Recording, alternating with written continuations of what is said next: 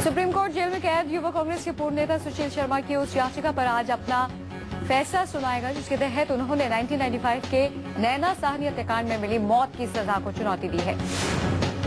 मुख्य न्यायाधीश पी सदाशिवम की अध्यक्षता वाली एक पीठ इस मामले में फैसला सुनाएगी। न्यायालय ने 13 अगस्त को अपना फैसला सुरक्षित रख लिया था। वारदात के 18 साल बाद सुप्रीम कोर्ट इस सनसनीखेज कांड पर अपना फैसला सुनाने जा रही है। इसके पहले निचली अदालत ने 2003 में सुशील शर्मा को फांसी की सजा सुनाई थी, जिसके बाद हाई कोर्ट ने भी इसे बरकरार रखा था। तंदूर कांड वही वारदात है जिसमें 2 जुलाई 1995 की रात नई दिल्ली के बगिया रेस्टोरेंट में जलते तंदूर से पूर्व कांग्रेस नेता सुशील शर्मा की पत्नी नैना साहनी की लाश बरामद हुई थी। आरोपों के मुताबिक नैना साहनी के पति सुशील ने अपने घर पर पहले पत्नी का कत्ल किया, फिर दिल्ली के अशोक रोड स्थित बगिया रेस्टोरेंट के तंदूर में लाश को जलाकर ठिकाने लगा दिया। प्रधानमंत्री आवास 7 रेस कोर्स पर आज कैबिनेट की बैठक 11 बजे होगी। बैठक में आंध्र प्रदेश के हालात पर चर्चा की जाएगी।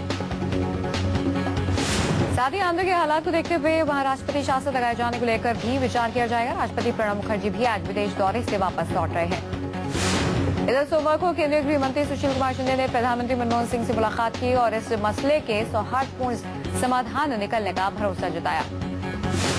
इधर आंध्र प्रदेश के विभाजन के फैसले के बाद से तीव्र विरोध का दौर जारी है। जगनमोहन रेड्डी हैदराबाद और चंद्रबाबू नायडू दिल्ली में इस मसले पर आमरण अनशन कर रहे हैं। आंध्र प्रदेश से अलग तेलंगाना राज्य गठन के फैसले के विरोध में सीमांध्र में जनजीवन प्रभावित है। बिजली कर्मियों की हड़ताल के चलते कई इलाके अंधेरे में हैं।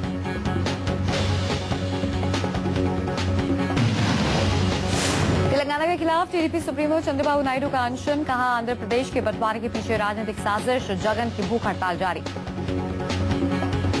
तेलंगाना के गठन के विरोध में जारी हिंसा के बाद विजयनगरम में कर्फ्यू, हिंसा करने वालों को देखते ही गोली मारने का आदेश। कांग्रेस नेता दिग्विजय सिंह ने कहा है कि तेलंगाना का मसला आज का नहीं है, कई वर्षों से ये मसला लंबित है। कहा तेलंगाना पर अपनी बात से पीछे हट रहे हैं नायडू और जगन।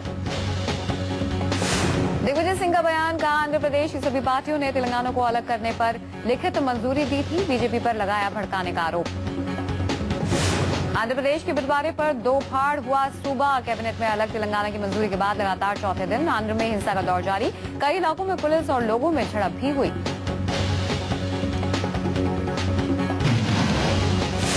जम्मू कश्मीर विधानसभा ने सोमवार को सर्वसम्मति से वीके सिंह के आरोपों की जांच के लिए एक प्रस्ताव पारित किया। प्रस्ताव में केंद्र से पूर्व सेना प्रमुख जनरल वीके सिंह के उन आरोपों की व्यापक जांच कराने की मांग की गई है जिसमें राज्य के नेताओं को पैसे देने की बात कही गई थी। केंद्रीय वित्त मंत्री पी चिदम्बरम ने भी दबी जुबान में मोदी की तारीफ की है। पी चिदम्बरम ने माना है कि मोदी ने बीजेपी का कद बढ़ाया है।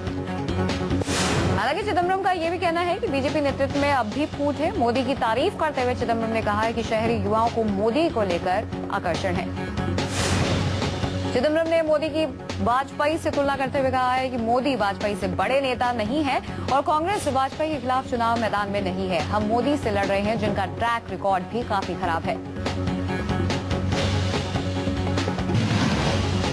कश्मीर के केरन सेक्टर में बॉर्डर से लगे इलाके में आतंकियों के खिलाफ सैन्य कार्रवाई 14वें दिन भी जारी है। दोनों तरफ से रुक रुक कर गोलीबारी चल रही है। इस बीच सोमवार शाम को तीनों सेनाओं के प्रमुखों ने पीएम से मुलाकात की। सूत्रों के मुताबिक पीएम को केरन में चल रहे ऑपरेशन की जानकारी दी गई और आगे की रणनीति पर विचार किया गया। आतंकियों की धरपकड़ के लिए सेना केरन सेक्टर में बड़े पैमाने पर ऑपरेशन चला रही है। सेना ने अभी तक घुसपैठ की कोशिश करते 7 आतंकियों को मार गिराया है। आतंकियों के खिलाफ इस ऑपरेशन में सेना के भी 6 जवान घायल हुए हैं और आतंकियों के पास से 7 AK-47 भारी मात्रा में गोला बारूद और वायरलेस सेट बरामद किया गया है। केरन सेक्टर के शाराभट्टा इलाके में मुठभेड़ में घायल हुए जवानों का श्रीनगर के आर्मी अस्पताल में इलाज चल रहा है। इनमें से 3 की हालत गंभीर बताई जा रही है।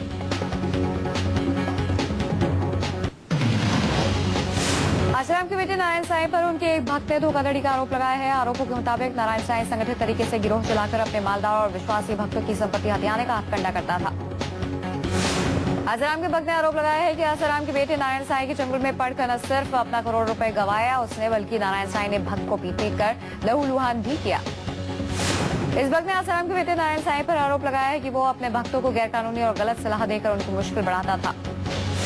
आसाराम के आश्रम के प्रवक्ता ने ऊपर आरोप लगाने वालों की तुलना मेंढक से की है। प्रवक्ता ने कहा है कि आसाराम हाथी है जो इन दिनों कीचड़ में फंसे हैं, जिन्हें कीचड़ के मेंढक भी लात मारने में जुटे हैं। आसाराम के आश्रम के प्रवक्ता ने कहा कहना है कि ऊपर आरोप लगाने वालों पर मकसद उन्हें बदनाम करने के अलावा कुछ भी नहीं है।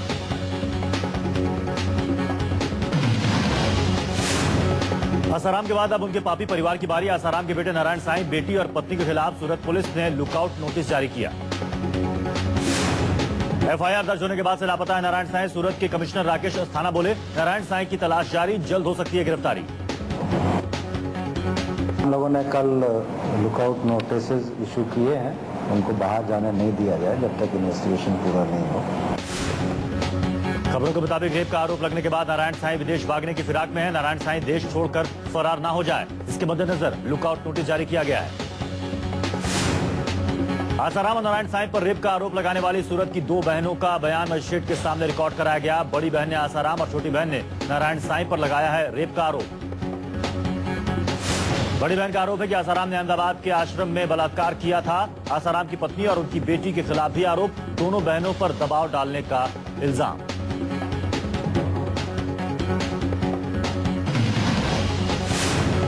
कुकर्म में शामिल बाप बेटे की गुनाहों की गुफा का राज फाश। सुमेरपुर की पहाड़ियों में नारायण साईं ने बनाई हुई थी अवैध गुप्त गुफा, करता था तांत्रिक अनुष्ठान। मीडिया में खबर आने के बाद फॉरेस्ट डिपार्टमेंट ने तोड़ी गुफा। राजस्थान के माउंट आबू में है आसाराम की गुप्त गुफा। आसाराम के नजदीकियों का दावा, आसाराम ने इसी गुफा में सीखा तंत्र मंत्र। आसाराम के करीबियों के मुताबिक उदयपुर के पास माउंट आबू में मौजूद इसी गुफा में आसाराम 1970 के दशक में रहते थे। आज भी आसाराम को जब भी वक्त मिलता है वो इस गुफा में आते हैं। नारायण साईं तंत्र मंत्र के नाम पर लोगों को ठगने का धंधा भी करता था। नारायण साईं के लिखे तंत्र मंत्र वाली चिट्ठियां न्यूज 24 के हाथ लगी। अपने आश्रम की लड़की के साथ बलात्कार का आरोप झेल रहे नारायण साईं को कई लड़कियों ने लिखे थे लव लेटर। नारायण साईं पर कई पूर्व सेवादार लगा चुके हैं कुकर्म का आरोप।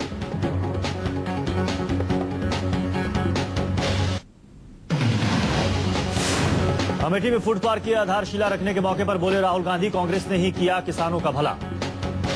उसको सबसे कम पैसा मिलता है। मैं चाहता हूं भाई, अगर 400 रुपए चिप्स में लगते हैं, आपको 400 में से ज्यादा मिले। राहुल गांधी ने किसानों की उनकी उपज की वाजिब कीमत न मिलने का मुद्दा उठाया। कहा अमेठी बनेगा यूपी का प्रोसेसिंग हब, फूड पार्क से मिलेगा हजारों को रोजगार। अमेठी के जगदीशपुर में किसान रैली में बोले राहुल, फूड पार्क में 35 प्रोसेसिंग यूनिट लगेगी। मेगा पार्क से 40,000 किसानों को सीधे फायदा पहुंचेगा। शहनाज हुसैन का दावा, नीतीश कुमार 22 नवंबर से पहले कांग्रेस के साथ गठबंधन का ऐलान कर देंगे। चारा घोटाले में नीतीश कुमार पर सीबीआई की एफिडेविट से पहले होगा फैसला। कांग्रेस के साथ हाथ मिलाने पर बोले शरद यादव, कांग्रेस और जेडीयू के बीच गठबंधन होना चाहिए, दोनों का होगा फायदा। मुलायम सिंह ने फिर शुरू किया तीसरे मोर्चे का राग। कहा आम चुनाव के बाद बनेगी थर्ड फ्रंट की सरकार। सीपीएम से बातचीत कर रहे हैं मुलायम। शरद यादव बोले जारी है बातचीत। मुलायम सिंह का दावा, लोकसभा चुनाव में कांग्रेस और बीजेपी को बहुमत नहीं मिलेगा। चुनाव के बाद गैर कांग्रेसी और गैर बीजेपी पार्टियों के साथ तीसरे मोर्चे के गठन का ऐलान। पूर्व केंद्रीय मंत्री और बीजेपी लीडर बाबू गौड़ा पाटिल ने समाजवादी पार्टी ज्वाइन की।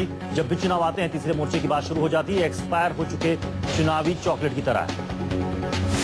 कांग्रेस के लिए मुसीबत बना वीरेंद्र सिंह का बयान। नकवी बोले वीरेंद्र सिंह ने वही कहा जो कांग्रेस लीडर कर रहे हैं।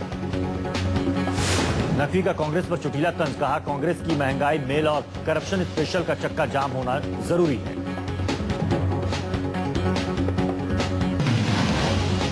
बिहार में बीजेपी जेडीयू के बीच नई तनातनी। सुशील मोदी का आरोप, नीतीश सरकार मोदी की हुंकार रैली में डाल रही है अड़ंगा। सुशील मोदी का ट्वीट, नीतीश कुमार ने मोदी की हुंकार रैली के आधे गांधी मैदान की ही इजाजत दी और फिर जिस दिन मोदी की रैली है उसी दिन राष्ट्रपति को बिहार आने का न्योता दिया। सुशील मोदी के बाद शहनवाज हुसैन ने भी नीतीश पर हमला बोला है। नीतीश पर गंदी राजनीति करने का आरोप लगाते हुए उन्होंने राष्ट्रपति प्रणब मुखर्जी से इस चाल को समझने की गुजारिश की। शहनवाज हुसैन का ट्वीट, माननीय राष्ट्रपति एक अनुभवी राजनेता है, उम्मीद करता हूं कि नीतीश के निमंत्रण के पीछे की छिछली राजनीति को समझेंगे। बीजेपी सचिव रामेश्वर चौरसिया का दावा, नीतीश कुमार हुंकार रैली में उमड़ने वाले जन सैलाब से डर गए हैं।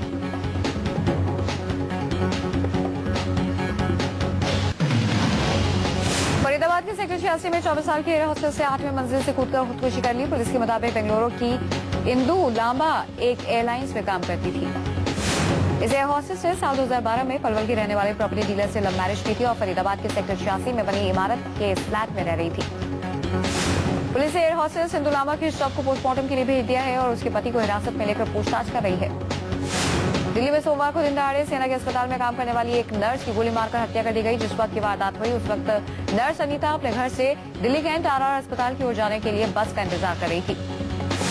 गुड़गांव पुलिस ने खुद को असिस्टेंट डायरेक्टर बताने वाले एक शख्स को गिरफ्तार कर लिया है। कुछ दिनों से ये अश्लील एसएमएस और एमएमएस भेज महिला को परेशान कर रहा था।